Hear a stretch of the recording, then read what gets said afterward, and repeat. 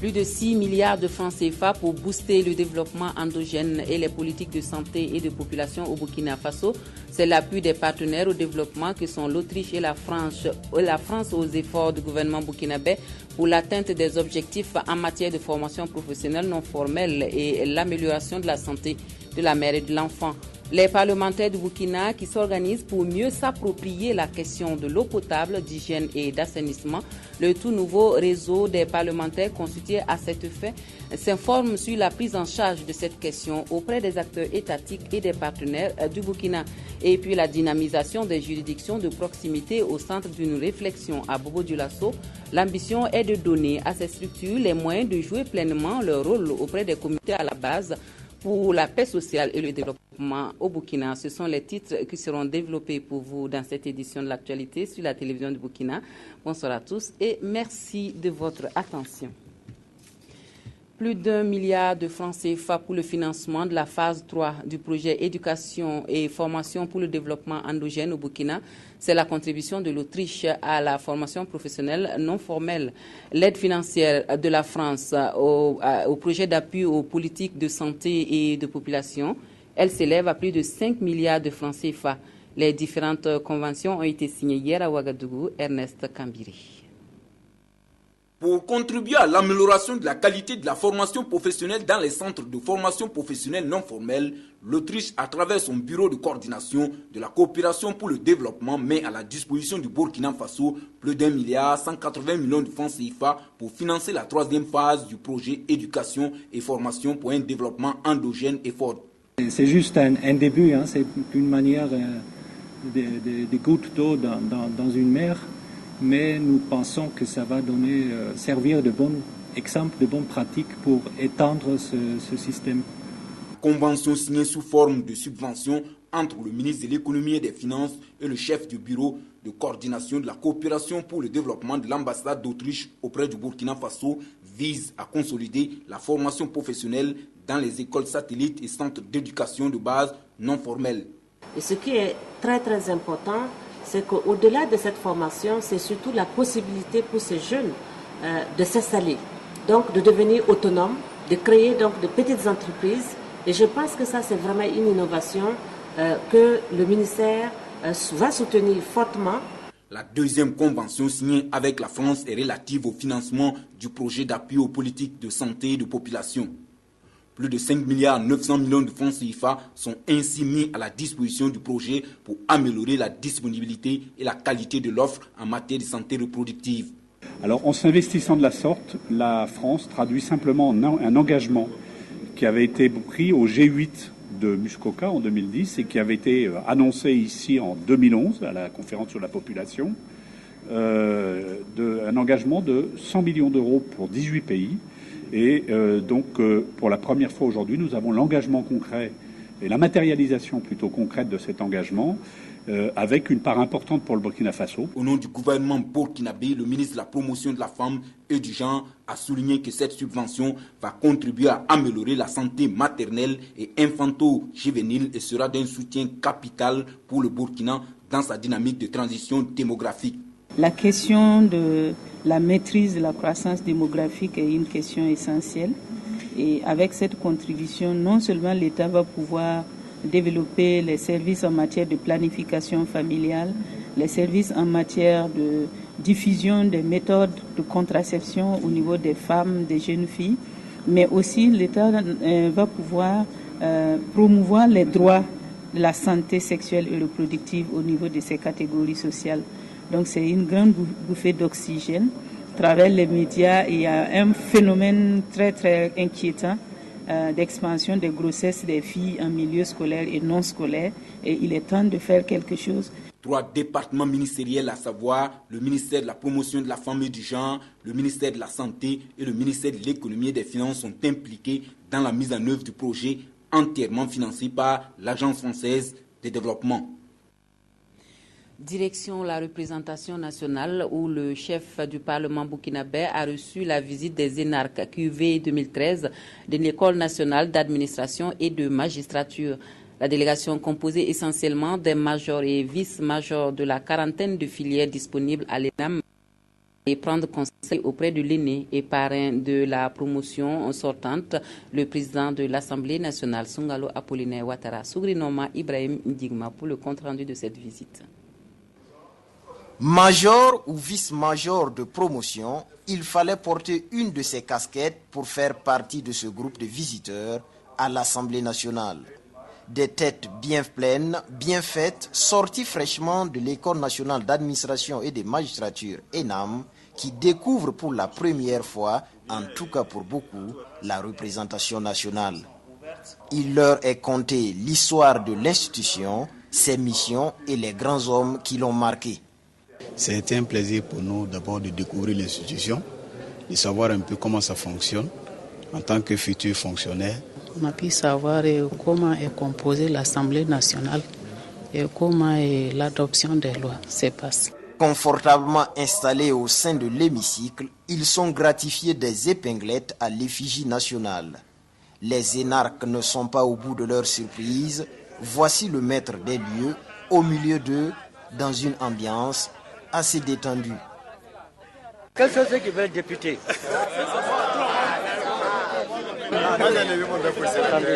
Et président de l'Assemblée. Pas surprenant, le président de l'Assemblée nationale, lui-même un ancien énarque, ancien ministre de tutelle à l'origine de plusieurs réformes significatives au bénéfice de l'école. Les majors et vice-majors de la QV 2013 de l'ENAM, eux, repartent les couleurs nationales bien griffées à la poitrine et prêts à servir la nation partout où besoin sera. L'Assemblée nationale qui compte désormais un réseau de parlementaires pour l'eau potable, l'hygiène et l'assainissement. Un réseau qui veut s'informer sur la prise en charge de ces questions afin de mieux planifier les actions. Et les informations, il les sollicite depuis ce matin à Ouagadougou auprès des acteurs étatiques, partenaires techniques et sociétés civiles. L'ouverture de la rencontre avec Anatole Nakoulouma et Sylvain Vebamba. Disposer d'une masse d'informations pour planifier ses actions, c'est ce qui a motivé la tenue de cet atelier du réseau des parlementaires burkinabés pour l'eau potable, l'hygiène et l'assainissement qui a vu le jour le 15 juillet dernier.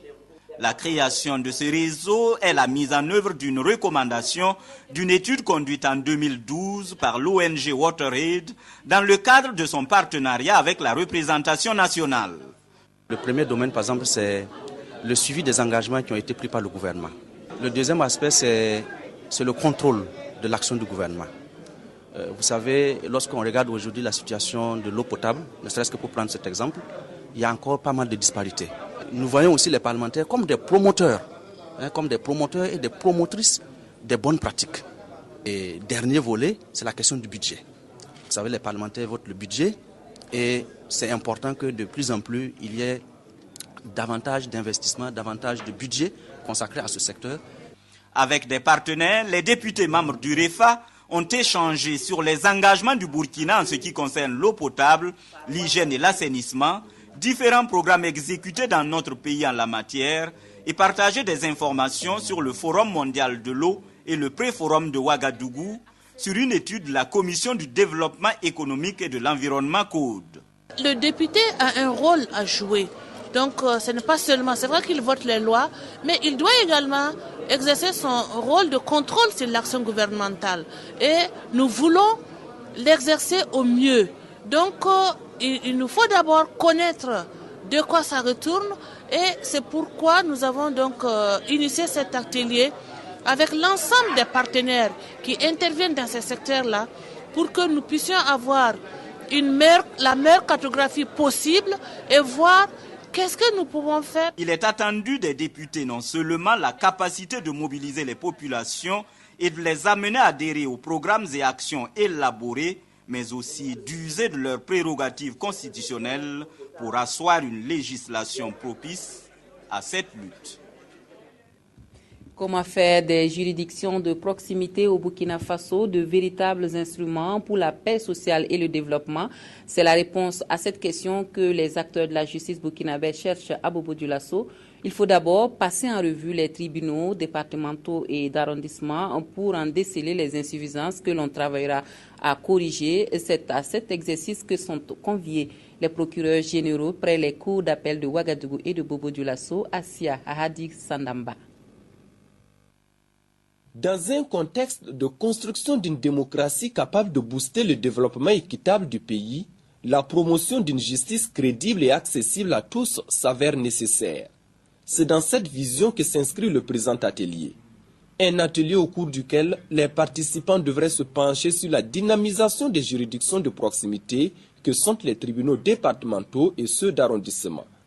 Objectif: diagnostiquer de près les maux qui minent ces juridictions pour plus de performance dans l'accomplissement de leurs missions quotidiennes. Au regard de leurs compétences d'attribution, ce sont des juridictions qui s'occupent des affaires qui sont courantes au niveau de ces espaces, qui sont des espaces de base de nos collectivités. Donc nous pensons qu'il est bon que le ministère de la Justice s'implique pour voir dynamiser ces structures afin qu'elles puissent contribuer véritablement à la paix sociale, au développement de notre société. Nous attendons des recommandations qui vont nous exposer les raisons fondamentales qui font que ces structures n'arrivent pas à jouer pleinement leur rôle et voir à ce niveau comment nous allons faire pour surmonter ces difficultés. Cet atelier de réflexion se tient à un moment où notre pays connaît de plus en plus de conflits fonciers, éleveurs-agriculteurs et ceux d'ordre économique, surtout dans ces zones rurales. C'est donc avec impatience que le ministère de la Justice attend des recommandations claires pour une justice de proximité plus visible et surtout répondant aux attentes réelles des populations. Des acteurs de la chaîne judiciaire qui sont mobilisés à Koudougou pour échanger sur les méfaits de la pratique de l'excision et les lois qui régissent ces sanctions. Il est question au bout des concertations de trouver les peines à la hauteur des forfaits. Ils sont donc venus du centre-sud, des Cascades et de l'Est pour cette réflexion. Eleonore Ouedraogo. Selon les statistiques du Comité national de lutte contre la pratique de l'excision, sur 100 procès, plus de la moitié des coupables écopent de condamnation avec sursis. Des verdicts qui ne sont pas toujours à la hauteur des forfaits pour les membres du comité qui entendent renforcer la pression légale à travers cet atelier de 2 jours qui réunit les acteurs de la chaîne judiciaire. Tous les cas d'excision dénoncés, en tout cas nous avons la chance, tous les cas sont poursuivis. Mais ce que nous souhaitons, c'est que les peines qui sont prescrites dans la loi soient effectivement appliquées. Parce que nous avons constaté qu'il y a beaucoup de sursis. Et généralement, la population, avec son niveau d'éducation, généralement, beaucoup de gens ne comprennent pas ce que c'est que le sursis. Ils se disent qu'ils n'ont pas été sanctionnés. Et ils pensent que c'est un feu vert pour continuer la pratique. Il s'agira au cours des travaux de faire comprendre aux procureurs, aux commandants de brigade et points focaux de la lutte les méfaits de la pratique de l'excision en vue de trouver les bonnes manières pour une lutte plus efficace. Il nous est fréquemment reproché le fait de ne pas appliquer des décisions exemplaires ou des décisions qui encouragent les autres acteurs. Donc je pense qu'aujourd'hui, j'attends beaucoup de cet atelier parce que les autres acteurs vont nous adresser leurs critiques et ensemble nous allons discuter et voir quelles sont les bonnes pratiques pour ensemble lutter contre la pratique de l'excision. Au 2e jour des travaux, les participants venus des régions des Cascades, du centre-sud et de l'Est pourront voir les conséquences néfastes de la pratique avec une communication d'un gynécologue confirmé. Les entreprises minières extractives interpellées sur leurs responsabilités, les enjeux et les défis de l'activité d'extraction sont à prendre en compte véritablement pour le développement durable dans les différentes localités où elle est exercée. Les responsables des sociétés minières disent avoir pris acte.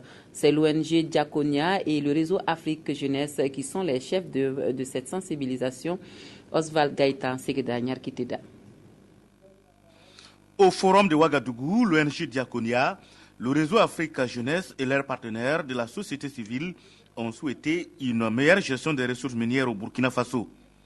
Pour cela, ils recommandent le renforcement de l'interface entre la société civile, l'État et les sociétés minières. La responsabilité sociale, c'est un engagement volontaire d'une entreprise de tenir compte d'un certain nombre d'aspects sociaux sur lesquels il va intervenir, qui ne lui sont pas imposés, mais qu'il fait parce qu'il pense qu'il faut un équilibre par rapport à son passage. L'or est passé devant le coton et aujourd'hui, on ne peut jurer et compter pendant au moins des 10 années à venir que sur l'or. Nous sommes tributaires donc de la vie de l'or, de son cours mondial, y compris et tout ce qui peut arriver. Et pour cela, nous demandons une certaine attention particulière pour que la gouvernance soit faite selon les règles de l'art. Nous prenons acte des recommandations qui ont été faites et les sociétés minières se sont déjà engagées à assumer leurs responsabilités sociétales au niveau des sites riverains. Parce que si vous travaillez dans un environnement hostile, vous ne pouvez pas évoluer. L'extraction des mines crée certes de l'emploi, mais cause d'énormes dégâts sur l'environnement. Il faut donc continuer la réflexion. Nous allons approfondir ces questions par groupe thématique. Toutes les recommandations qui ont été faites peuvent faire l'objet de points d'intérêt différents pour approfondir la réflexion et proposer quelque chose de plus profond aux autorités. À l'issue de ce forum, il est demandé à la société civile de veiller sur l'application des textes. Les industries extractives doivent développer des projets durables pour les populations. L'État, quant à lui, doit améliorer la gouvernance locale. Et pour être en adéquation avec sa responsabilité sociale, la société minière Kindo Adama vient de remettre un chèque de 5 millions de francs CFA à chacune des 5 communes de la province du Yaga où elle exploite l'or. La société investit régulièrement dans la santé, l'éducation et l'accès à l'eau potable et ce geste est un acte parmi tant d'autres. Jacques Lamissa Tarpaga. La société minière Kindo Adama Somika est en phase avec sa responsabilité sociale. La société vient en aide à différentes communes dans la construction des services sociaux tels que les centres de santé, les écoles et les forages. Ici à Seba, 5 communes reçoivent des chèques de 5 millions chacune. Ce sont les communes de Seba, de Mansila, de Bundouré et Solhan dans le Yaga, ainsi que Futuri dans la Komandjari.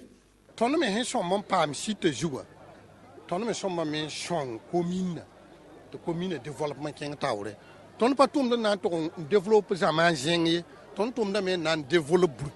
C'est ici que nous faisons des profits et nous entendons tout réinvestir chez nous au Burkina Faso. Nous aidons toutes les communes, mais celles qui abritent nos sites sont prioritaires. Les responsables de Somika n'entendent pas s'arrêter là. Il est prévu à l'avenir d'autres investissements dans les domaines sociaux, une façon selon le PDG de la société de faire bénéficier aux populations des retombées de ces exploitations.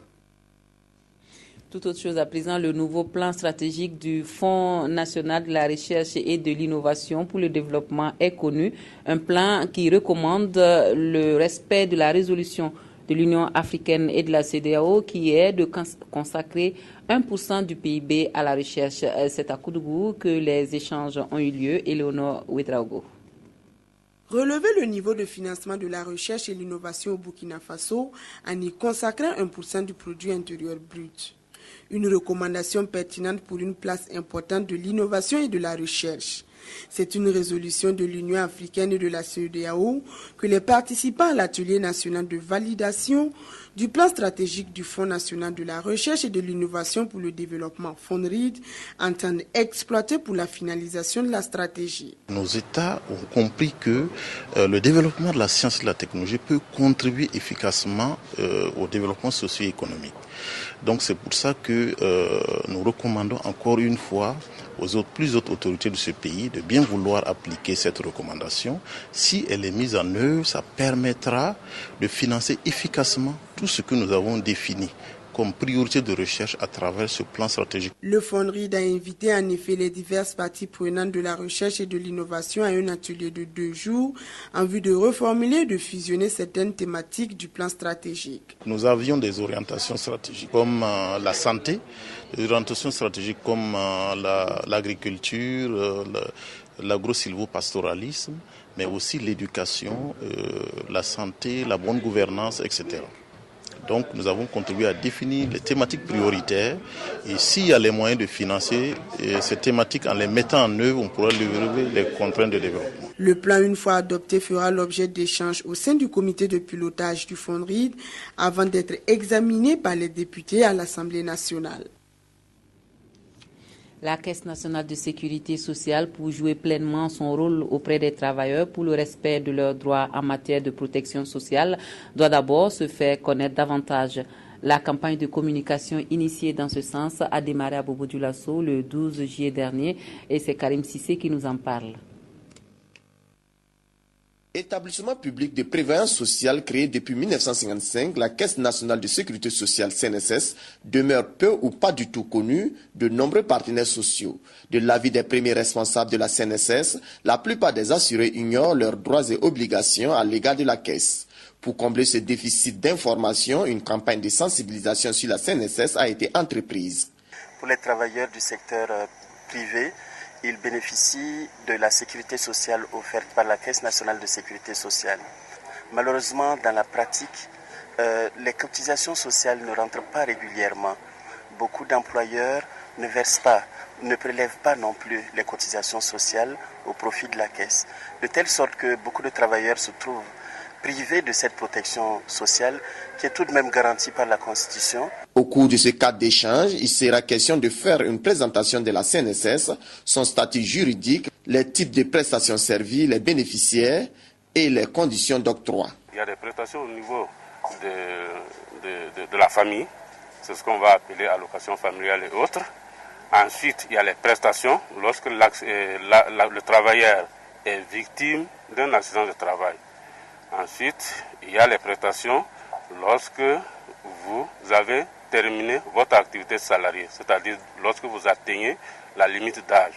Mais il se trouve qu'il y a beaucoup de travailleurs qui ignorent quelles sont ces conditions.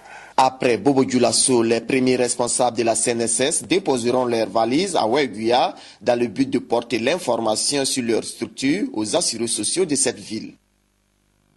Une marche régionale pour lutter contre la tuberculose, le VIH-Sida et le paludisme. C'est une initiative de l'association Jeunesse Action pour le bien-être qui dure depuis 5 ans. L'objectif étant de sensibiliser la jeunesse sur la nécessité de combattre ces maux qui freinent le développement. Des précisions avec Jacques Lamissa Tarpaga. La tuberculose, le VIH-Sida, le paludisme, ces jeunes, femmes et personnes handicapées ont marché à Kaya pour lutter contre ces maux. Ils ont arpenté les rues de la ville avec des messages pour amener la population à plus de conscience. Il y a un slogan de la jeunesse qui dit Nothing for us without us. Ce qui veut dire que quel que soit ce que vous avez pour la jeunesse, il faut d'abord réunir la jeunesse elle-même avant de lui donner ce que vous avez à donner. Ce qui veut dire que en termes de jeunesse, il faut que vous mobilisez d'abord les gens et alors essayez d'apporter des messages de sensibilisation, de conscientisation pour une prise de conscience et pour la responsabilisation en matière de santé de la jeunesse. Au bout du trajet, une cérémonie a marqué l'instant de solidarité avec les personnes en difficulté. Plusieurs associations d'entraide ont reçu des vivres. Sentir que cette jeunesse, effectivement, en est consciente.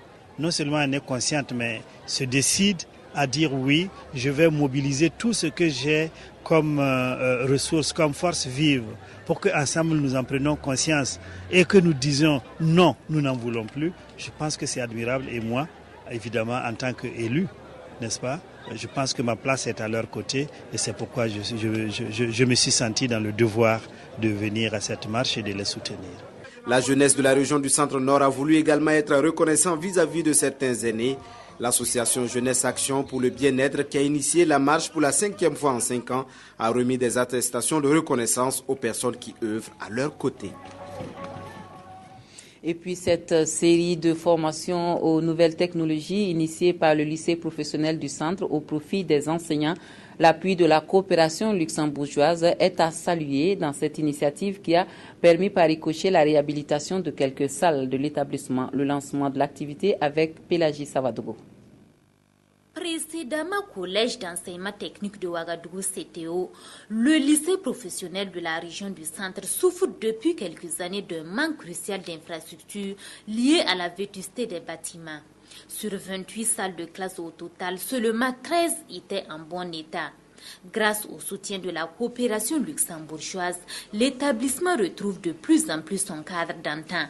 5 salles ont été réfectionnées et réhabilitées en électricité. C'est un programme, un projet qui était en appui à la formation professionnelle en général et qui avait effectivement aussi des budgets pour la remise en état de salles de classe, l'équipement et puis l'autre, la troisième dimension, c'est la formation des formateurs. À travers son projet BKF 011, la coopération luxembourgeoise accompagne également le ministère des enseignements secondaires et supérieurs pour l'amélioration de la qualité de l'enseignement technique. C'est ainsi qu'une série de formations a été lancée ce matin afin de recycler les enseignants des établissements techniques et professionnels. La formation a un objectif précis puisqu'il s'agit d'une formation continue. Nous sommes dans un domaine technique et professionnel. Très vite, les données sont dépassées. Il faut remettre à niveau peut-être les enseignants pour qu'ils puissent aussi à leur tour aider les élèves à être au même niveau que l'évolution de la technologie. Nous avions 4 formations à effectuer avec ceux de structure métallique, ceux de froid et climatisation et puis ceux de maintenance industrielle. Donc aujourd'hui, c'est la première séance que nous allons commencer avec ceux de structure métallique. Nous allons avoir à faire les calculs de charpente. Cette série de formations va durer 3 jours et concerne tous les enseignants des établissements techniques de la région du centre. Et l'excellence à l'école primaire dans le centre-est magnifié à Tinkodogo, les plus méritants des élèves et enseignants de la région ont eu droit à leur quart d'heure de gloire ce samedi 13 juillet. Plus de 200 lauréats issus des écoles classiques et non formelles ont été primés. C'est une année scolaire qui se referme en toute beauté après 9 mois de dur labeur. Témoignage de cette cérémonie avec Sylvestre Da. Tout comme Irénée Sorgo et Sirwonga Yougubari, primés respectivement meilleurs élèves et meilleurs enseignants du Centre-Est, les meilleurs acteurs de l'éducation formelle et non formelle de la région ont reçu entre autres des kits scolaires, des vélos, des certificats de mérite et des sommes d'argent à l'occasion de cette 9e édition de la célébration de l'excellence à l'école primaire organisée à Tinkodogo. On ne réussit jamais seul, on réussit toujours en groupe avec l'apport des parents d'élèves. Le chef du village ici présent, il y a le président APE, Avec toutes ces forces-là, nous avons canalisé pour parvenir à ces résultats. Tous les acteurs se sont mobilisés, les enseignants ont bien travaillé. Nous avons bénéficié de l'appui de toute la communauté, des partenaires, des ONG. Et vraiment, aujourd'hui, nous sommes très, très satisfaits. Nous avons fait dans l'ensemble un taux de réussite de 61,25%. Et je pense que notre rang nous permet d'être vraiment fiers. Nous sommes positionnés 5e sur le plan national. Ce sont environ 200 élèves, enseignants et encadreurs qui ont été récompensés ou distingués pour leur professionnalisme et leur engagement. Une action rendue possible grâce aux apports des partenaires au développement avec à leur tête Maria Kéré, convaincue que l'éducation est le pilier du développement. Nous encourageons tous les acteurs à poursuivre les efforts, à ne ménager aucun effort pour soutenir les enfants et aussi les encadreurs pour épauler les acteurs, les enseignants, pour qu'ils puissent donner le meilleur d'eux-mêmes. Car seule l'éducation construit la nation. Au-delà des récompenses, cette cérémonie vise à susciter une saine émulation au niveau des élèves. Il s'agit également de magnifier la progression d'enseignants, une mission qui relève très souvent du sacerdoce. Depuis déjà 2 ans, de façon continue, la région affiche des résultats très encourageants, aussi bien dans le primaire que dans le secondaire. Et c'est naturellement à l'actif des enseignants et des enseignantes. Et nous profitons de l'occasion pour leur dire que l'ensemble des autorités apprécient positivement leurs efforts et les encouragent malgré les difficultés qu'il y a sur le terrain à persévérer. Une exposition organisée en marge de la cérémonie a donné à voir des créations des apprenants des centres d'éducation de base non formels. Fini donc l'année scolaire, les élèves et les enseignants ont été invités à faire du reboisement, leur activité favorite en ces temps de vacances scolaires qui coïncident avec l'hivernage. Page religion de ce journal avec le livre saint de l'islam qui fait depuis ce matin à la grande mosquée de Ouagadougou l'objet d'un concours de mémorisation. Un concours organisé par la communauté musulmane du Burkina dont l'enjeu est d'encourager les fidèles à l'apprentissage du Coran. 80 jeunes prennent part à cette compétition. Abdelaziz Yagibou.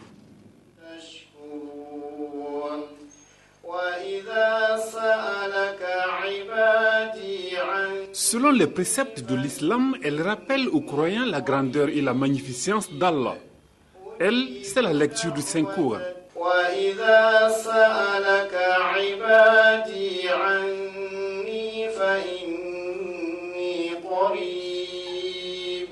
Malgré leur jeune âge, ces fidèles en savent quelque chose. Avertis en matière de mémorisation de ce code de bonne conduite en islam, ils le sont tous, même si les niveaux de connaissance diffèrent. Et c'est justement pour faire émerger l'as en la matière de ce groupe que la communauté musulmane du Burkina ouvre ce concours 7e du genre. On a des gens qui aujourd'hui, Dieu leur a permis, en tout cas la mémorisation du Saint-Coran, qui vont rivaliser de talent et d'adresse dans sa récitation et qui seront notés. Et à la fin, je crois que ces érudits du Coran seront en tout cas récompensés pour ces efforts. Il y en a qui ont mémorisé un tiers, il y en a qui ont peut-être mobilisé les 2 tiers, il y en a qui ont mémorisé un 5e ou bien en tout cas la totalité du Saint-Coran. En tout cas, toute activité liée au Coran, nous pensons qu'il y a plus de bénédictions quand nous la menons pendant ce mois béni. Pour connaître le ou les meilleurs, rendez-vous a été pris dans une semaine. Du reste, invocations et prières ont été faites afin que tous ceux qui œuvrent à ce que le Coran soit appris et compris par bon nombre voient leur dévotion acceptée en ce mois de jeûne. Et une mosquée qui ne pouvait que bien tomber en ce mois béni du Ramadan, les fidèles musulmans de Koubranga ont encore plus de raisons de rendre grâce à Dieu. Ils pourront désormais faire leur prière du vendredi dans un lieu de culte flambant neuf. Le donateur, un fils de la région, a été largement béni pour cet acte de générosité. Lui ne demande pas mieux que de contribuer au raffermissement de la foi, de la culture de la paix et de la tolérance. La bénédiction de la mosquée a réuni de nombreux dignitaires religieux. Adama Koulibaly. La population de Koubranga ne va sans doute plus parcourir de longues distances pour la prière du vendredi. Ce village du département de Séguénéga dans la province de Yatenga vient de bénéficier d'une mosquée destinée à cet effet. L'édifice a été réalisé grâce à la générosité des natifs de la localité qui a ainsi répondu à l'appel des fidèles musulmans de Koubranga. J'ai répondu à l'appel de mes parents du village et ceux du Burkina Faso. L'ensemble de la population de tout le département de Séguénéga. Le message que je dois adresser aux parents, c'est l'union, l'entente. Je leur demande de s'attendre. Et s'il y a quel que soit les querelles qui vont s'exiger, ils peuvent s'asseoir et puis régler ça entre eux. Le cheikh de Ramatoulaye et son homologue de la Côte d'Ivoire ont loué le geste du donateur et exhorté les fidèles musulmans à fréquenter cette mosquée. Nous